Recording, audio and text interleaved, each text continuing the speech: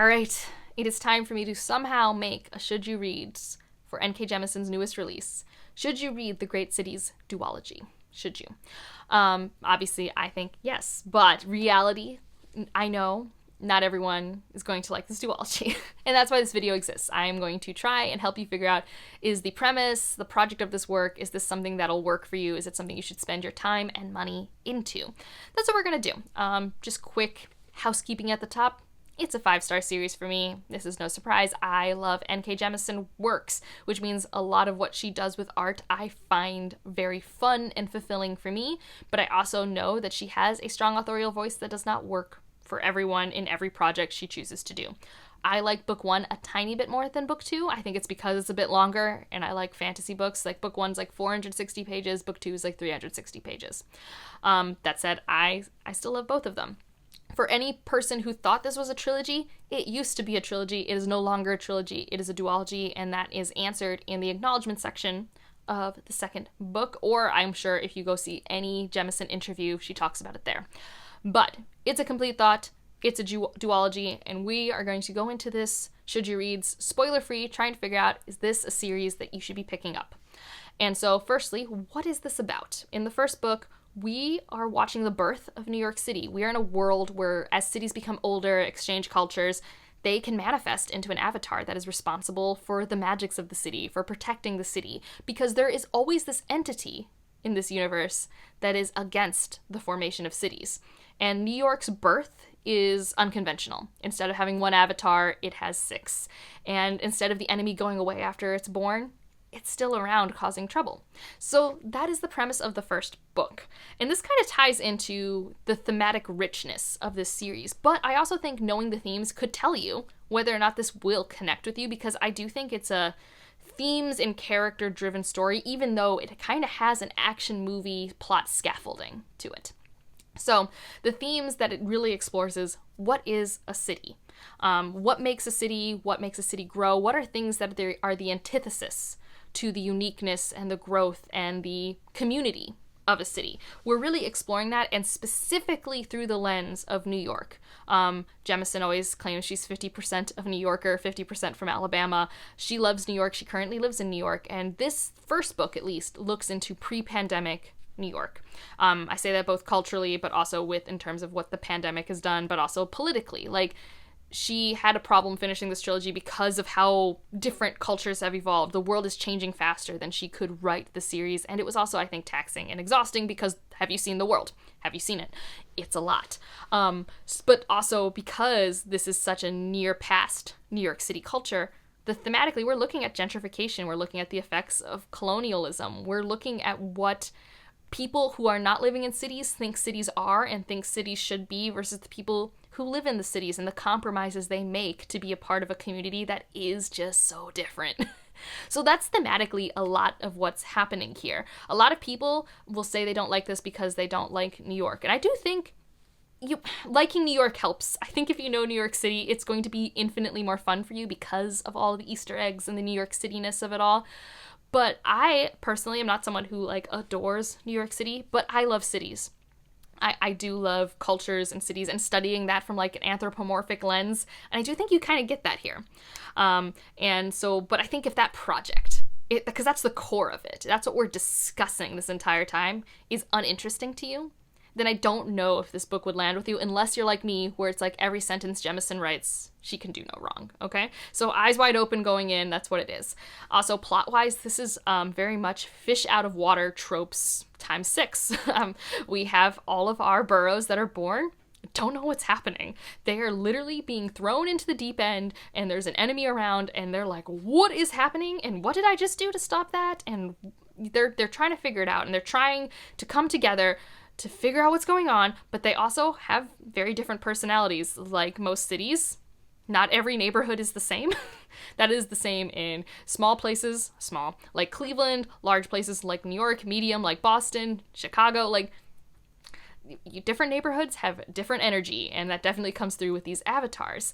And so we have fish out of water, and then Avengers team coming together to beat the big bad, and I think the big bad is a really fun antagonist, but I think we lean into the melodrama of these tropes, so sometimes there's a little monologuing, but I think it's snarky, self-aware monologuing that works really well for me. So that's kind of the thematic plot scaffolding we have going on here, which I think is a really interesting blend, especially for the first book. I will say the second book is less of that, but I can't really go into it as much. I will go into some of the pacing and character differences between the first and second book, because I do think that's why I like the first book a little bit more, but I can't really go into the plot elements of the second book. And so, characters. I think this is also one of the stronger parts of it, but it's also very different from other character work things that Jemisin has done, because these are not only individual characters with their own hopes, dreams, agendas, but they are meant to represent communities. We have someone who's being Queen. She's supposed to represent the immigrant experience, but also the techie side of Queen. We have Manny, someone who is a new person to New York, but is instantly, brought up in it. We've got the Bronx, who is Bronca, and oh, I love Bronca. Like, you have all of these characters who are so vibrant, but also represent something bigger. And I just think that also changes potentially your character connection, but in both books, we don't have very long books here. We have at least 6 point of views that are important, and we only have 800 pages total between both books. So you don't get to spend a lot of time with each character, but you get a lot of quality time. Like, I loved when I got a nice long chapter with a specific character, because these are long chapter books. That's another thing. These books are like at max like 13 or 14 chapters each, okay? Long chapters. There are some interludes as well, but I just loved getting to sink in with these characters, and whatever moment we were focused in on, for whatever reason, just spending time with them. I loved each of their personalities. But that's not standard fantasy character development or character interaction. We're used to multi-POVs. If we're going to have multiple perspectives, we're used to them being like 700 pages a book. That's not happening here, right? And we're used to at least more linear progressions of character development, not just hopping in and out of them. This is more akin to what I was used to in, say, Jade War or Jade Legacy, if you've read that by Fonda Lee. But, again, those are like 500-plus page books. So I do think that approach to making you connect and see what characters are doing, it's a little fragmented. It's a little different. It's a choice. And it worked better for me in the first book than the second book, because the first book was linear, it was fast-paced, the plot goes. Whereas the second book is more of a skipping, time-jumped sort of plot. We are hopping in every couple weeks or months for whatever we're doing in the plot. And I think that made it harder for me to know where we were going and be like sinking in it. But that said, on a reread, I can't imagine not just being completely comfortable, because I now know where we're going and why we are where we are. The comfort of knowing why the author made the decision that she did, which is what happened to me when I reread Jade War, which has a similar like time jumpy separation of characters sort of thing. So I do think that if that didn't bother you in Jade War or Jade Legacy, it shouldn't bother you here for the City We Became sequel. But that does always tend to jar me, because I just love, when I love characters, I just want to spend so much time with them. And like, there was less Bronca. And like, it's just, I just want so much time with all these characters. And that's my thing, is like, I wish I had more. That's my small quibble, is I want more, just because it's so fun. And there's so many cities to visit. Every time there's an interlude of a city, it's amazing. It's amazing every time you get to interact with a different part of the world and its avatar. Istanbul likes cats. I didn't know Istanbul likes cats, but that was fun. So, I will say that if none of these were just like 100% no turnoffs, you should give this a go.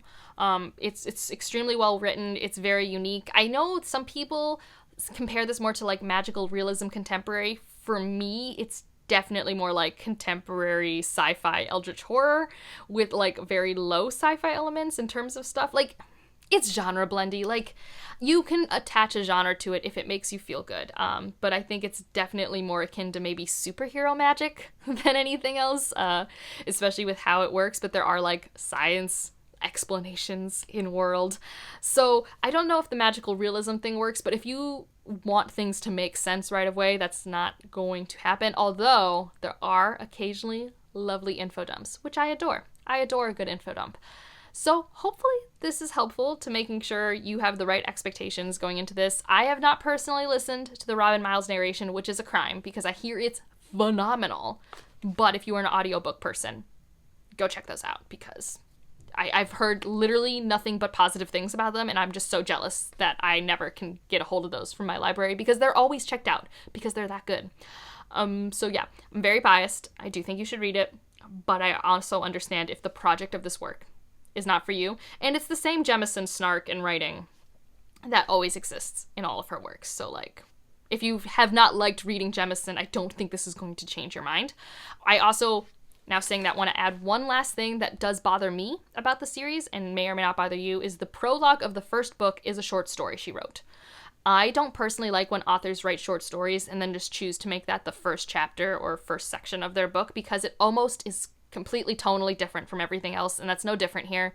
The prologue of The City We Became is tonally so different from everything that follows it. And that's because she wrote a very good short story and then decided to write a long-form work, and her writing styles are really different for the two, having read a lot of Jemison. There are some things that are consistent, but her short stories just have a different shape to them. I don't know how else to say it. And I don't like that. And I know a lot of people who read the prologue and was like, I don't think I'm going to like this. And I'm just like, the prologue doesn't really tell you how it's going to feel the whole time, I promise. I kind of hate that she didn't just write a different prologue and go off the idea. But it is what it is. It's a very good short story, and it's a very good long-form work. I just don't like when authors do that. And Jemison is not the exception to that rule. If you made it this far and just want to leave an emoji to let me know you're here, leave a cityscape, obviously, or you can leave a tentacle. You can read an eldritch thing if you want. Let me know if you've read it, if you're going to read it, if you have any other questions down in the comments, and like if you liked it. Subscribe if you want to, and I'll see you in the next one. Bye.